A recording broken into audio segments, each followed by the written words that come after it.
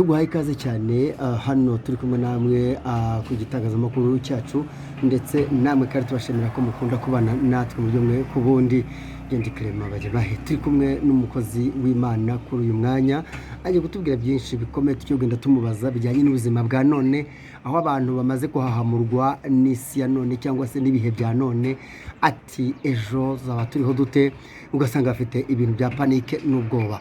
Turakwakiriye cyane Pastor Muraho. Amahoro y'Imana. Makuru. Tumeze neza cyane. Mumeze neza. Ça va? Oui. Toujours ça va?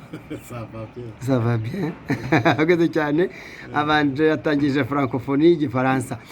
Papa abakubonye ari ubwa mbere ninde kugira tuganire kuri ibyo namaze kuvuga nitwa bande? Nitwa PAST.ALEXIS ndayigaya. Pasiteri mu itorero rya ADPR. Bambarirwa muri paruwasi ya Gatera.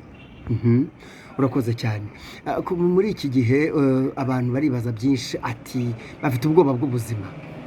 Kuri wowe urabivuga wiki iyo ubonye abantu bafite ubwoba bw'ubuzima ugenda ubyumva iyo usengera abantu ukabona bafite ubwoba barahinda imishyitsi ati ejo tuzabaho dute wowe ubivuga ubihuza nka pasiteri tugira ngo iyo panike n'ubwo bwoba ubihuze n'ubuzima bushingiye mu gusenga Imana no kuyoboka Imana.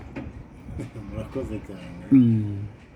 Mubashije ikibazo cyiza kandi koko niko biri iyo uri kubibona abantu benshi baribaza ngo ejo nzamerane ku mpamvu zimwe ndetse n'izindi z'ubuzima igihe tugezeho crise economique n'ibindi ariko nkanjye nka Alexis nk'umuntu umukozi w'Imana wizera ejo nzamerane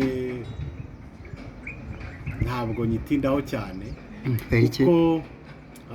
uko nzabaho cyangwa se uko uzabaho ukambwira abaduteze amatwi n'abatureba uzabaho bingana n'uko wabayeho mu gihe cyashize.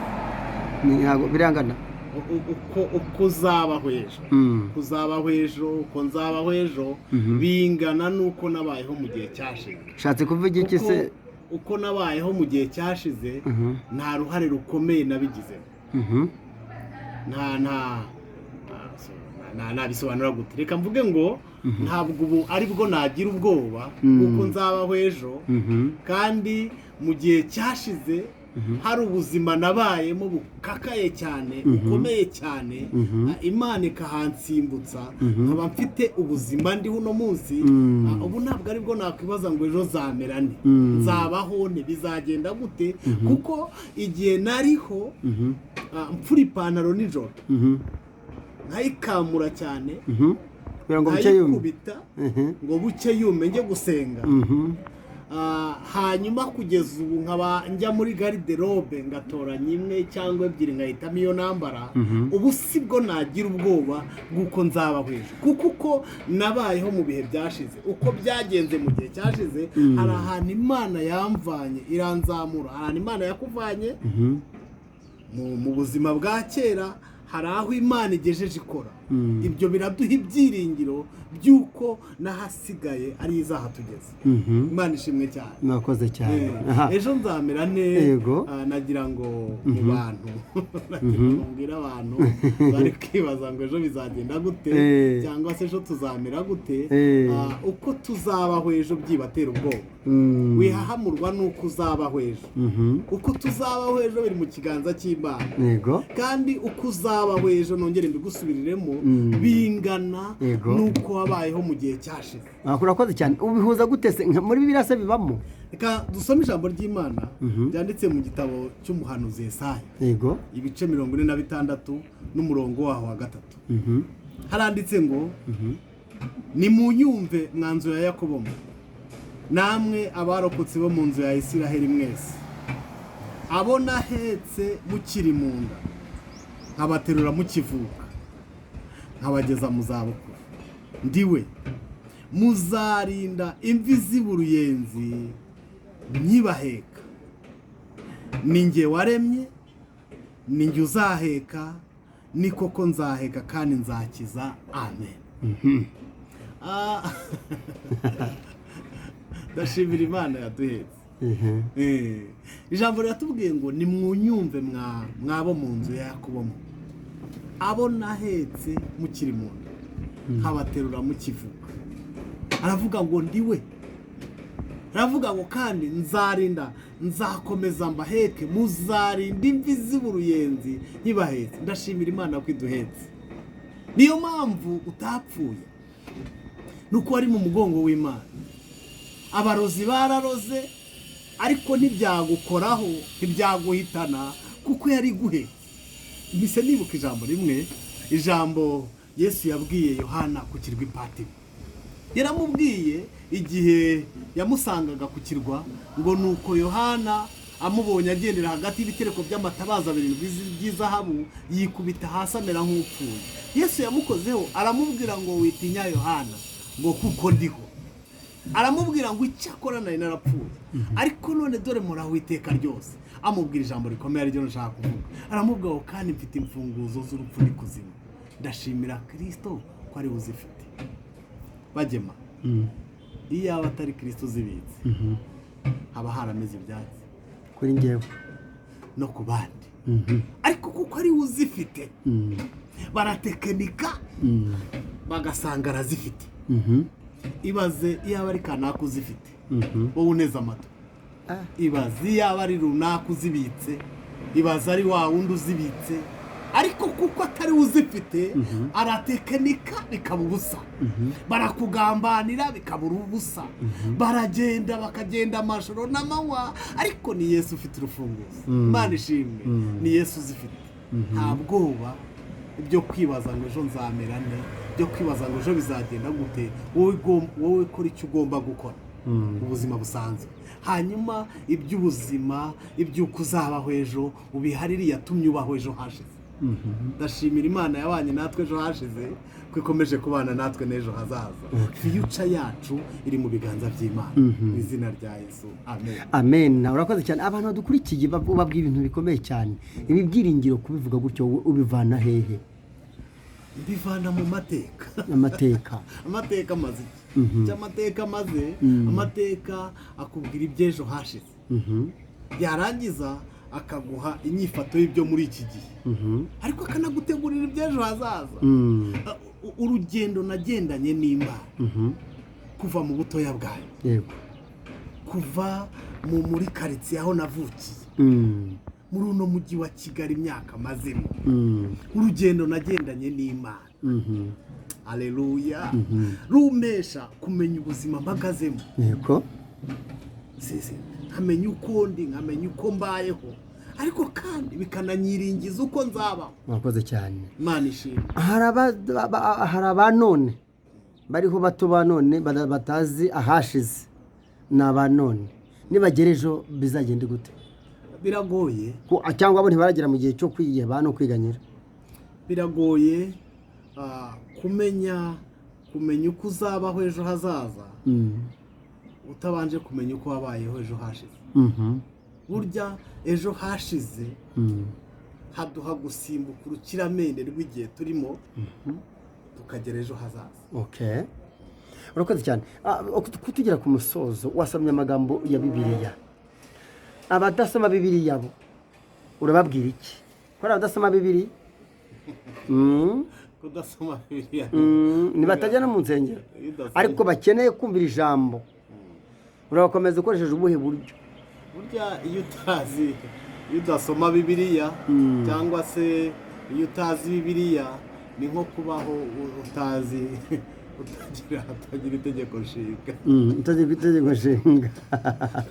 Kubaho muri icyo gihugu bizakugora.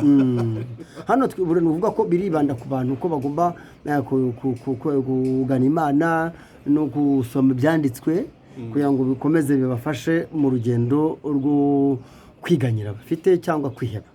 Bibiliya ni nk'igitabo, ni nk'itegeko nshinga ry'umukristo. Mu gihugu cy'umwuka ntiwabayo utagendeye ku mabwiriza ya Bibiliya. Bibiliya itubwira ejo hashize, ikatubwira iby'iki gihe, ariko ikanatwiringiza iby'ejo hazaza.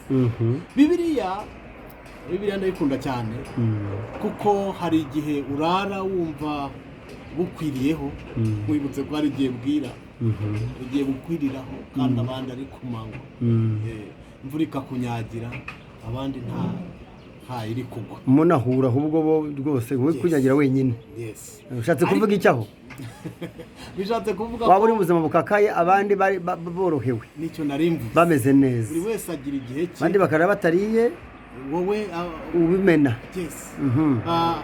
aho ngaho ndahita nibuka ijambo nkunda kuvuga kandi ryambereye igitsikamutima rivuga ngo igihe kikubika mu gihe kikurindirije ikindi yego igihe urimo none ukirimo ni igihe nyine kikubitse mu gihe ariko hari umunsi ibihe bikora ahandi uva ku buzima bwawe ntabwo igihe urimo none aricyo uzahoramo nicyo nakwibutsaga ari nacyo nibutsaga abadukurikiye igihe urimo none ntabwo aricyo gihe uzahoramo nasomye ubwiriza yarabivuze yaravuze ngo aho kugira ngo mbe mu rugo rw'abaseka rw'abafite ibirori ngo naba mu rugo rw'abarira rw'abarira cyangwa se rw'abababaye kuko abo bababaye ibihe bizakora handover bajye mu rundi bajye mu kindi gihe cy'abaseka n'igihe cy'abaseka kirahinduka ibihe bigenda bisimburana nabo bakajya mu bababaye nabo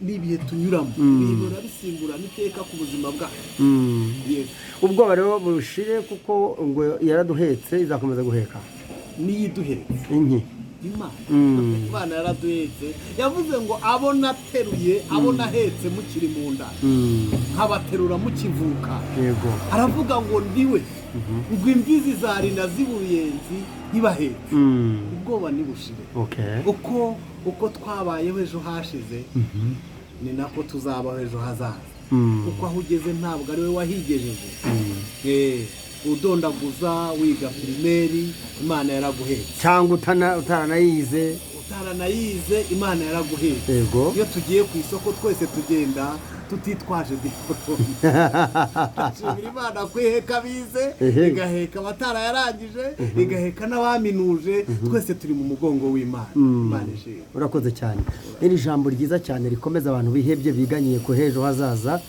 nagusaba ko warisoza isengesho murakoze cyane kadusengane n'abantu bari bihebye bari bafite umutima uhagaze mbabwire ngo future yacu ejo hazaza hacu hari mu biganza by'imana kandi uko imana yabanye nawe mu bihe byashize ikagumya ikaguterura ikakubeshaho ugasonza ariko ntupfe ugacya ukabona ibiryo ugahura n'ibibazo ariko ntibiguhitane imana ikagenda iguterura ifite gahunda yo gukomeza kuduheka kadusengane nawe mu izina rya Yesu mana turagushimiye mu izina rya Yesu tugushimiye ko ejo hazaza hacu ari mu biganza byawe kandi tugushimiye ko umugongo wawe ari mugari haleluya haleluya turanezerewe tunejejwe nuko ari wowe ufite urufunguzo rw'ibizatubaho izina ryawe niryubahwe humuriza imitima y'abantu bose baduteze amatwi